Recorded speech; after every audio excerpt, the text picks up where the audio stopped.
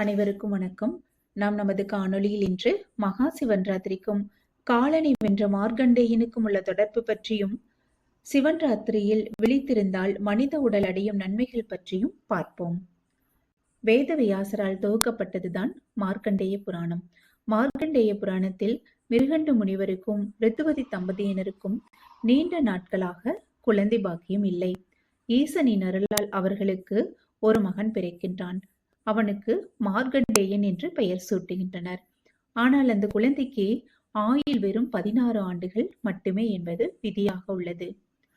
மார்க்கண்டேயனுக்கு 16வது வயது தொடங்கும் காலம் அது.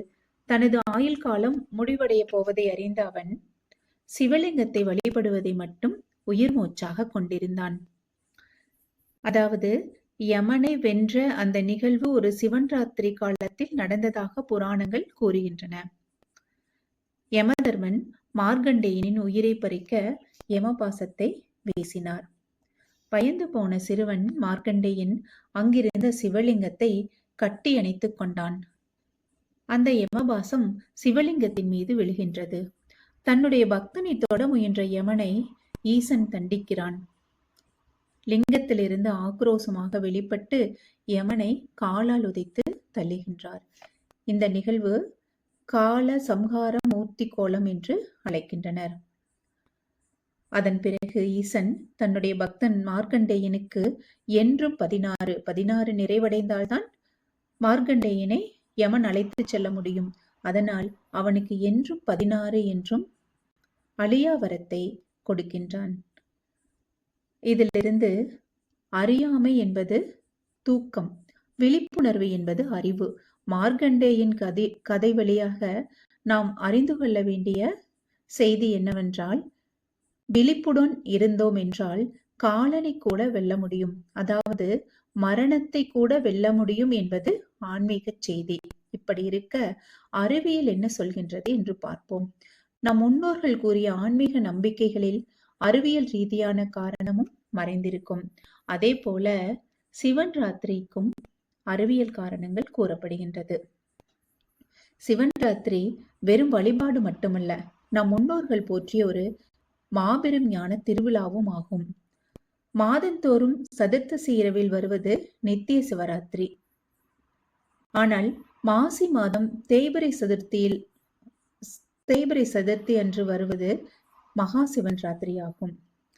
இந்த மகா சிவன் ராத்திரியில் மனிதர்கள் உடல் ஆரோக்கியம் மற்றும் மனோ ஆரோக்கியம் பெற வேண்டும் என்ற முக்கிய நோக்கமே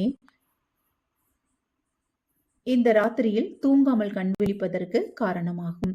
மனித முதுகுத்தண்டு என்பது வெறும் எலும்புகளின் தோப்புகள் மட்டுமல்ல, அது நரம்பு மண்டலத்தின் நெடுஞ்சாலை.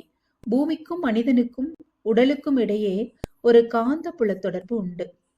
சிவராத்திரி என்று வட அரைக்கோளத்தில் ஏற்படும் இயற்கை மாற்றங்களால் ஆற்றல் புவியீர்ப்பு விசைக்கு எதிராக மேல் நோக்கி பாய்கிறது.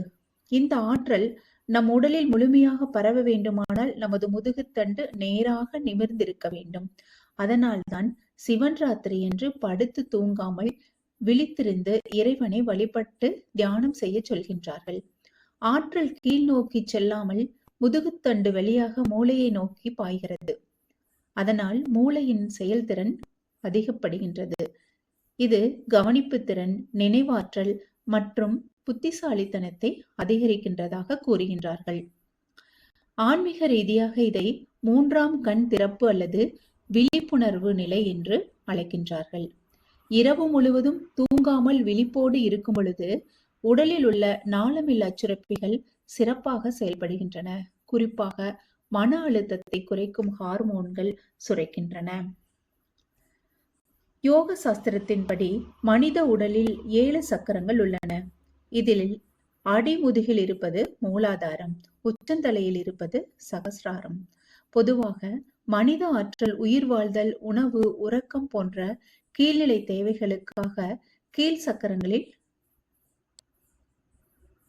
செலவழிக்கப்படும். சிவராத்திரி அன்று இந்த ஆற்றல் இயற்கையாகவே கீழ் சக்கரங்களிலிருந்து மேல் நோக்கி எழும்புகிறது. இது உச்சந்தலையில் உள்ள சகஸ்தாரத்தை அடையும்போது ஒரு மனிதன் எல்லையற்ற மகிழ்ச்சியை உணர்கிறான். இதையே பேரின்பம் என்கின்றார்கள். சிவராத்திரி நாளில் சந்திர சூரியர்களுக்கிடையே ஏற்படும் அந்த சரியான கோணத்தினால் பிரபஞ்ச ஆற்றல் நம்மை நோக்கி திறக்கப்படுகிறது. நீங்கள் நேராக அமர்ந்திருக்கும் ஒவ்வொரு நிமிடமும் உங்கள் முதுகெலும்பு ஒரு மின்னல் கடத்தியை போல செயல்பட்டு அந்த பேராற்றலை உங்கள் மூளைக்கு இறக்குகிறது. இந்த வாய்ப்பை தவறவிடாது மகா சிவன் ராத்திரி என்று விழித்திருந்து பயனை அடையுங்கள். திருநாவுக்கரச நாயனார் கூற்றுப்படி நாம் உடல் விழிப்பு மட்டுமல்ல, உள்ள விழிப்பும் பெற்றிருக்க வேண்டும் என்கிறார். இரவு முழுவதும் தூங்காது விழித்திருந்தால் மட்டும் போதாது. இறைவனது புகழை பாடி மனமுருக வழிபட்டால் காலன் கூட நம்மை நெருங்க அஞ்சுவான் என்று சிவராத்திரியின் வலிமையை பற்றி உணர்த்துகிறார். அனைவரும் வருகின்ற பிப்ரவரி 15ஆம் நாள் சிவன் ராத்திரி மகிமை உணர்ந்து வழிபட்டு உடல் மன ஆரோக்கியம் அடைவோம். நன்றி.